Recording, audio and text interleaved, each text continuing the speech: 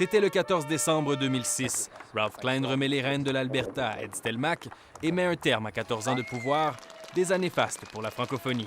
Moi, je pense que l'époque Klein fait encore des petits. L'historien Denis Perrault estime que c'est sous Ralph Klein que la francophonie a véritablement gagné sa place au sein de l'appareil gouvernemental. Les doléances de la communauté n'étaient pas insurmontables. On voyait qu'il y avait des solutions pratiques. C'est Klein qui a jeté les bases des conseils scolaires tels que nous les connaissons aujourd'hui et qui a instauré le secrétariat francophone, ce qui a permis l'essor de la communauté. Depuis ce temps-là, quand on regarde la petite enfance, quand on regarde l'immigration, l'emploi, ce sont tous des domaines où la communauté a dû s'organiser. Ralph Klein, l'ami de la francophonie, aura laissé ses traces. Essentiellement, c'est qu'il y a le sentiment, un sentiment de fierté, ce qui a été accompli. Bonjour et bienvenue to the legislature.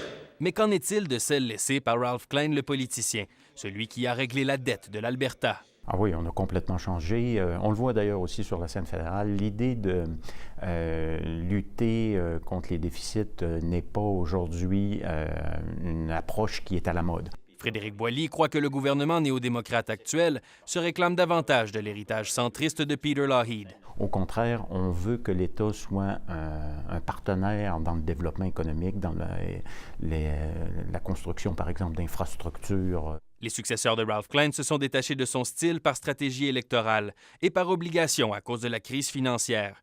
Mais aujourd'hui, qui porte son flambeau? M. Kennedy, dans sa tentative de briguer la direction et de diriger les conservateurs, est celui qui est le plus près de M. Klein. Frédéric Boily mentionne aussi la volonté de réduire la taille de l'État chez le Wild Rose ou le même type de contact avec la population chez Brad Wall, le premier ministre de la Saskatchewan. Mais il serait difficile pour n'importe quel politicien de marcher dans les traces de Ralph Klein. Plusieurs phénomènes de société viennent changer la donne aujourd'hui, comme l'importance de l'environnement ou l'arrivée soutenue de l'immigration. Ici Nicolas Pelletier, Radio-Canada, Edmonton.